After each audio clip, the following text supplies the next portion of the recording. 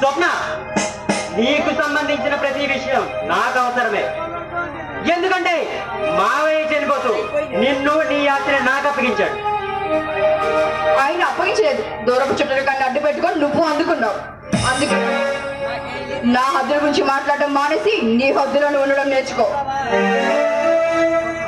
స్వప్న, ఏమిటా పిచ్చి మాట? నీకేమైనా మర్చిపోయిందా? నాకు మర్చిపోలేదు. నా మాట లేని నీకే మతి పోయేలా ఉండాలి. అవునా?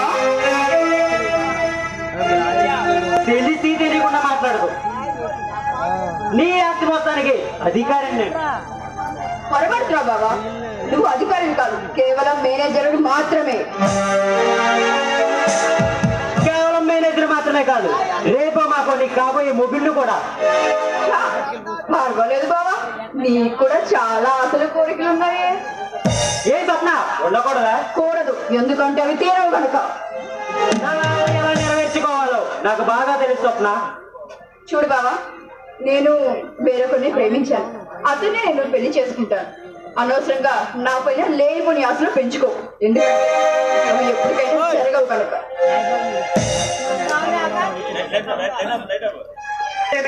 వాడిని స్క్రీన్ లో నుంచి తప్పిస్తాను.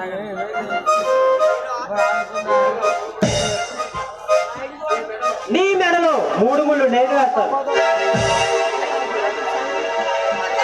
ఇంతకీ ఎవడు వాడు? మహేంద్ర, మాటలు మర్యాదగా మాట్లాడు. నీ ప్రియుడు వాడు అనగానే రోగం తన్నుకొచ్చిందన్నమాట.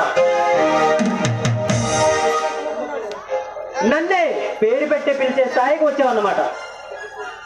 అందుకే మిస్టర్ మహేంద్ర, ఇందాక చెప్పానుగా, నా హద్దుల గురించి మాట్లాడడం మానేసి నీ హద్దుల్లోనే ఉండమని. నాకు హద్దులు అనేవి లేనే లేవు స్వప్న.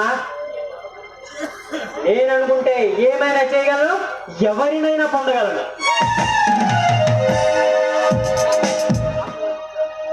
ఆఫ్టర్ ఆల్ నువ్వెంత?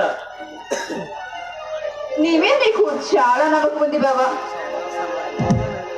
కానీ మిస్టర్ మహేంద్ర, నా ప్రియుడు సామాన్యుడు కాదు, శత్రువులు చీల్చి చెల్లడే పల్నాడు.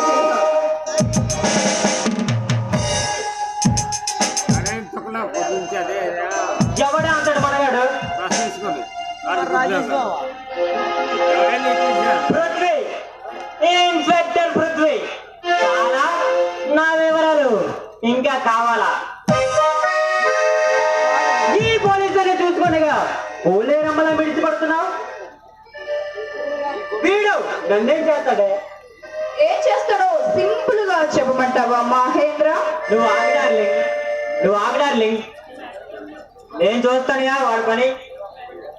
ఏరా మహేంద్ర, ఈ కాకి బట్టల వాడు నీ కంటికి కనబడలేదా? నీ పెడతాను నాకు బాగా తెలుసు పృథ్వీ.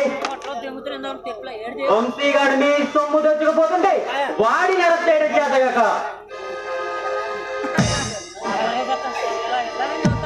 నేడొస్తానని రుజువైన రోజున ఆ వంశీనే కాదు, నిన్నైనా మక్కలు ఎరగదని బొక్కలో తోస్తా. Mind it.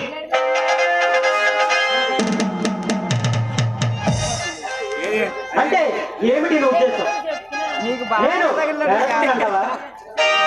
తొందరపడకు మహేంద్ర, నిజం మెలకడలోనే తెలుస్తుంది. అప్పుడు నా లాంటి పౌరుడు రుచి చూపిస్తాను. ఓకే ఓకే, ఆ నిజమేమిటో త్వరగా తెలుసుకో. వస్తా. వండర్ఫుల్ గురు, మా బావుని అందరి కొట్టేసాను దెబ్బతో. దెబ్బకి మెల్లగా లోపలికి జారుకున్నాడు. ఇంత పెద్ద పోలీస్ ఇన్స్పెక్టర్ పట్టుకొని అంటావా? నీకు ఎన్ని పుట్టారు?